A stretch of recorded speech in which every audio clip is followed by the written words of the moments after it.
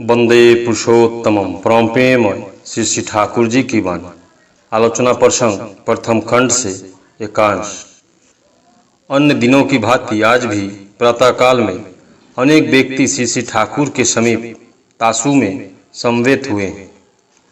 भागवत प्राप्ति के विषय में चर्चा चली।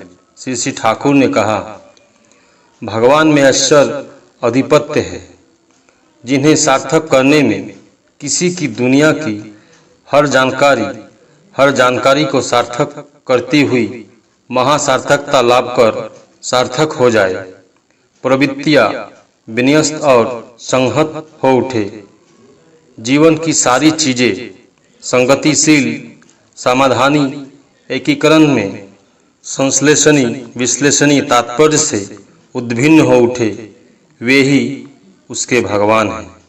मनुष्य वस्तुतः मनुष्य के रूप में इस प्रकार भगवान को पाता है जिस प्रकार अर्जुन ने श्री कृष्ण के रूप में भगवान को पाया, हनुमान ने रामचंद्र के रूप में भगवान को पाया। वांछित के आग्रह से उन्हें उपलक्ष्य बनाने का सब कुछ सार्थकता में संग्रथित होता है। हर व्यक्ति हर को परिपूर्ण कर संहत व संबद्ध होता है। हर व्यक्ति हर के साथ परिणय निबद्ध और मिलित हो जाता है।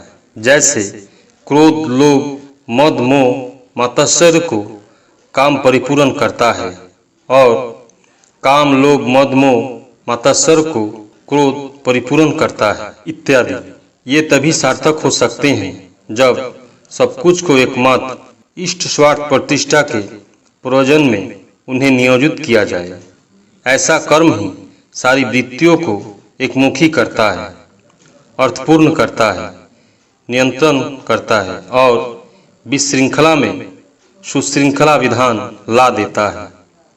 निश्चयात्मक विश्वास और ज्ञान की भूमि पर खड़ा होकर ही मनुष्य उस समय स्वतः ऐश्वर्य में अधिष्ठित होता है। स्वार्थ सिद्धि का कौशल उस समय उसे आयत होता है, तभी उसके निकट वासुदेव सर्वमिति हो जाते हैं। उस समय वह कहता है, ब्रह्म मेरे वांछित की अंग ज्योति है। प्रेष्ठ के सिवाय उसे इच्छा और प्राप्ति नाम की कोई चीज नहीं रहती है। इसमें क्या अंतर है, कैसे समझाऊं? व्यर्थ में मनुष्य आत्म प्रतिष्ठा की बुद्धि से अपने को वंचित करता है। मनुष्य की ऐसी बेवकूफी को देखकर मुझे बड़ी व्यथा होती है। प्रफुल्ल, माँ बाप को अनुसरण करने से क्या कोई अनुभूति नहीं होती है? श्री श्री ठाकुर, मातृभक्त लड़का इष्टानुग होता ही है, पर जिनका हम अनुसरण करेंगे यदि वे वैशिष्ट पाली आपूर्यमान आचरण प्रतिष्ठ आचार्य न हो, उनके जीवन में जीवंत्या दृष्टांत यदि नहीं देखे, यदि उनसे प्रेरणा नहीं पाए तो वैसी अनुभूति नहीं होती है। जो दो दिशाओं का सामंजस्य होना चाहिए, अर्थात वैशिष्ट पाली पूर्यमान आचार्य इष्ट या गुरु पुरुषोत्तम चाहिए एवं उसके साथ उनके प्रति प्रवृत्ति प्रभेदी अच्युत सक्रिय अनुराग होना चाहिए। ऐसा सुनहला संजोग जब होता है तभी मनुष्य सार्थक होता है।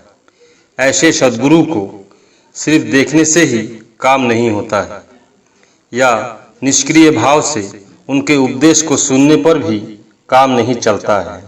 करना चाहिए भी हमें हाथ नहीं आता है, अर्थात वह हमारे आयत्त में नहीं आता है।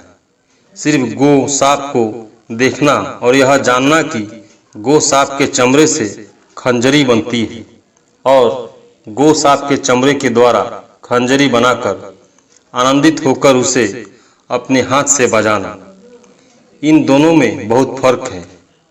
संधान पाना और आधिपत्य रहना दोनों अलग चीज है, पर ऐसा आधिपत्य लाभ इष्ट स्वार्थ प्रतिष्ठा के लिए होना चाहिए। अपनी हीन बुद्धि या काम कामना के परिपोषण के लिए नहीं होना चाहिए। और कुछ हो या न हो, पर बचपन से यदि वृत्ति स्वार्थ और वृत्ति प्रतिष्ठा मुख्य होने के बजाय माँ बाप की स्वार्थ प्रतिष्ठा मुख्य हो तो घर घर में किंतु दुर्गोत्सव होने लगेगा। किंतु माँ बाप को भी इष्ट प्राण होना चाहिए। इष्ट प्राणता ही असली चीज है और किसी चीज की कोई कीमत नहीं। इष्ट का अनुसरण करने में भी यह देखेंगे कि वे कितना इष्ट प्राण है। पंचानंदा। आज समाज में इष्ट या गुरुहीन अनेक व्यक्ति हैं जो गुरु के आसन लेकर बैठे हुए हैं। उन्हें भी तो अधिक लोग मानते हैं। श्री श्री ठाकुर ने ललित मधुर स्वरयुक्त अपूर्व भंगिमा में कहा, जार जाके लागे भालो तारे भजुक तारा गो आमार किंतु लागे भालो सोचिर दुलाल गोरा गो। अर्थात जिन्हें जो अच्छा लगे उसे वे भजे, किंतु मुझे तो सची के दुलाल गोरा यानी सची माता के पुत्र गौरांग ही अच्छे लगते हैं। इष्ट नहीं रहने पर मनुष्य की कैसी अवस्था होती है, इस विषय में श्री श्री ठाकुर आवेगपूर्ण स्वर में कहने लगे।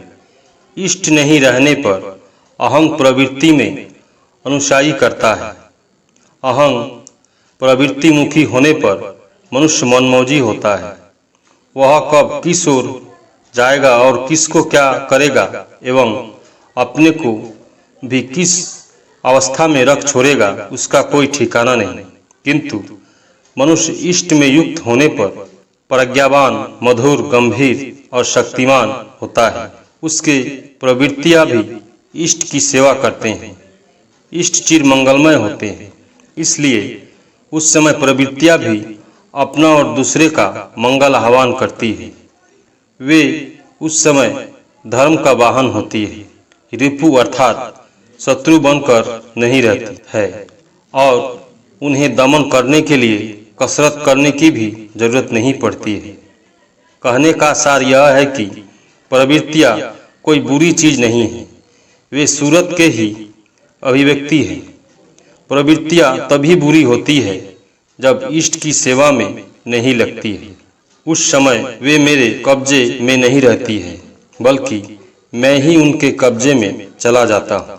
अर्थात उस समय शैतान ही मेरे तथा मेरी प्रवृत्तियों के परिचालक होते हैं। सिर्फ नाम के लिए इष्ट स्वार्थ, इष्ट प्रतिष्ठा बोलते रहने से काम नहीं होगा।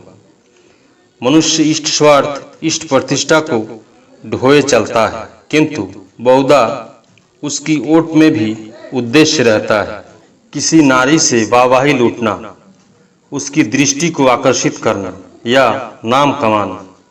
उससे कोई विशेष लाभ नहीं होता है। ऐसी बुद्धि रहनी चाहिए कि मैं अपना सब कुछ देकर उनको ही लाभान्वित करूँगा, उनके लिए ही उनको चाहूँगा।